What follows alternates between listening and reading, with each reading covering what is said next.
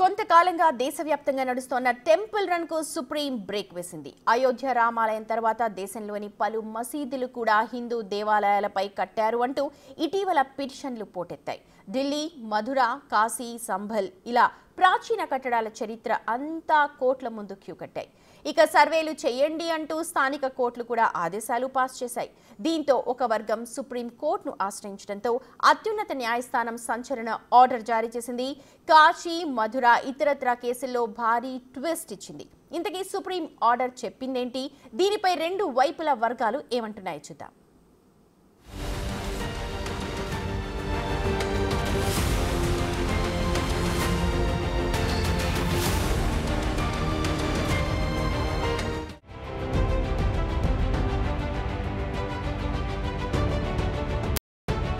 శతాబ్దాల చరిత్ర, దశాబ్దాల వివాదాలు.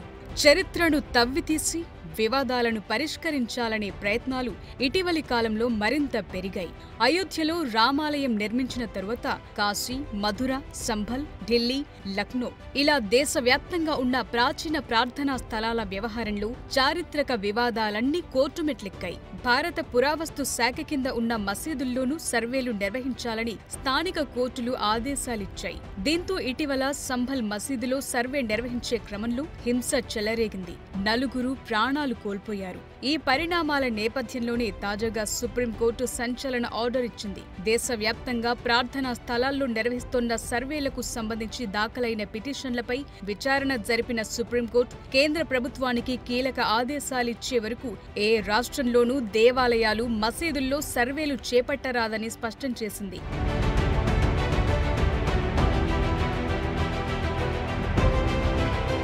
భారత అత్యున్నత న్యాయస్థానమిచ్చిన ఆదేశాల్లో ప్రస్తుతం కాశీ, సంభల్ దేవాలయాల్లో కొనసాగుతున్న సర్వేలను కూడా తాత్కాలికంగా ఆపివేయాలని వెల్లడించింది.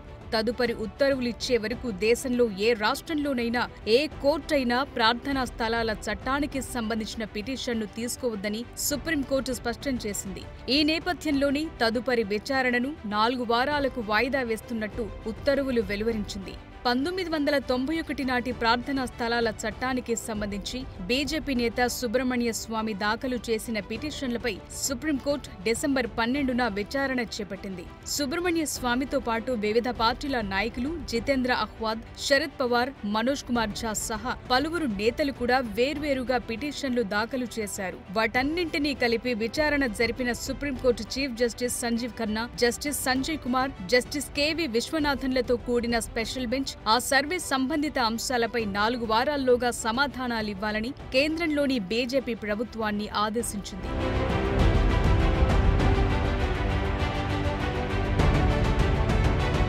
ఈ కేసు విచారణ సందర్భంగా దేశంలోని అన్ని రాష్ట్రాల హైకోర్టులు, జిల్లా కోర్టులకు సుప్రీంకోర్టు కీలక ఆర్డర్ జారీ చేసింది. ప్రార్థనా స్థలాల్లో సర్వేలకు సంబంధించి పెండింగ్లో ఉన్న కేసుల్లో ఎలాంటి తీర్పులు, మధ్యంతర ఉత్తర్వులు ఇవ్వకూడదని స్పష్టం చేసింది. ఈ క్రమంలోనే జ్ఞానవాపి, మధుర షాహీ ఈద్గా, సంభల్ మసీదు కేసుల్లో విచారణ, సర్వేలకు సంబంధించిన విషయాలను సుప్రీంకోర్టు ప్రస్తావించింది. ప్రార్థనా స్థలాల్లో సర్వేకు సంబంధించి కేంద్ర ప్రభుత్వం తన స్పందనను తెలియజేసే వరకు దీనిపై ఎలాంటి ఉత్తర్వులు గాని, నిర్ణయం కానీ తీసుకోలేమని సుప్రీంకోర్టు త్రిసభ్య ధర్మాసనం వెల్లడించింది. అయితే సుప్రీం ఇచ్చిన తాజా ఆదేశాలను హిందువుల తరపున వాదిస్తోన్న అనేక మంది లాయర్లు వ్యతిరేకించారు. తమ వాదనలు వినకుండా ఆదేశాలివ్వొద్దని కోరారు. అయితే ఇలాంటి కేసుల్లో పార్టీలుగా ఉన్నవాళ్లకు మరో 4 వారాల అదనపు సమయాన్ని సుప్రీంకోర్టు కేటాయించింది. అశ్విని ఉపాధ్యాయ దాఖలు చేసిన పిటిషన్పై సుప్రీంకోర్టు విచారణ జరిపింది. ప్రార్థనా స్థలాల చట్టంలోని 2, 3, 4 సెక్షన్లను తొలగించాలని అశ్విని ఉపాధ్యాయ పిటిషన్ వేశారు. సుప్రీం ఆదేశాలపై మాట్లాడుతూ హిందువులు చేస్తున్న పోరాటంలో ఇది చాలా చిన్న అడ్డంకి మాత్రమే అంటూ స్పందించారు. మరోవైపు సుప్రీంకోర్టు ఇచ్చిన ఆదేశాలను ముస్లిం తరపు వర్గాలన్నీ ఆహ్వానించాయి. ఇది ఏ ఒక్క రాష్ట్రానికి మాత్రమే పరిమితం కాదని, యావత్ దేశంలో శాంతి నెలకొనటానికి ఈ తీర్పు సహకరిస్తుందని అన్నారు. గత కొన్ని రోజులు మసీదులు, దర్గాలపై వేస్తున్న పిటిషన్లతో దేశవ్యాప్తంగా ఆందోళనలో ఉన్న ముస్లింలకు కాస్త ఊరట కలిగిందని తెలిపారు. సుప్రీంకోర్టు ఆదేశాలు 1991 నాటి ప్రార్థనా స్థలాల చట్టాన్ని సక్రమంగా అమలు చేసే విధంగా హామీ ఇస్తుందని పేర్కొన్నారు.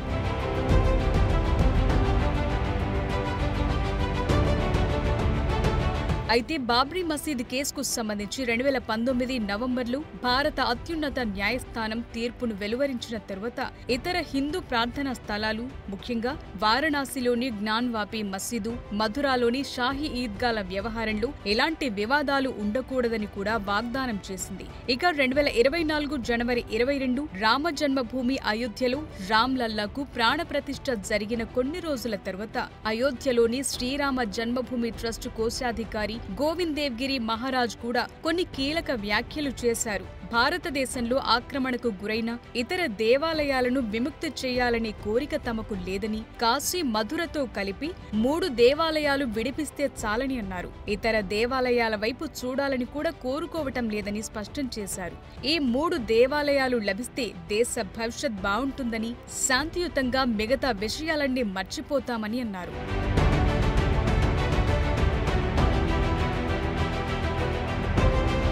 అసలు సుప్రీంకోర్టు సంరక్షించాలనుకున్న ప్రార్థనా స్థలాల ప్రత్యేక నిబంధనల చట్టం 1991 ఏం చెప్తోంది? 5 న్యాయమూర్తుల ధర్మాసనం ఏకగ్రీవ అభిప్రాయం ప్రకారం చూస్తే 1947 ఆగస్టు 15 నుండి దేశంలో ఉన్న ప్రార్థనా స్థలాలు ఏవైనా వాటి మతపరమైన స్వభావం అలాగే ఉంటుంది.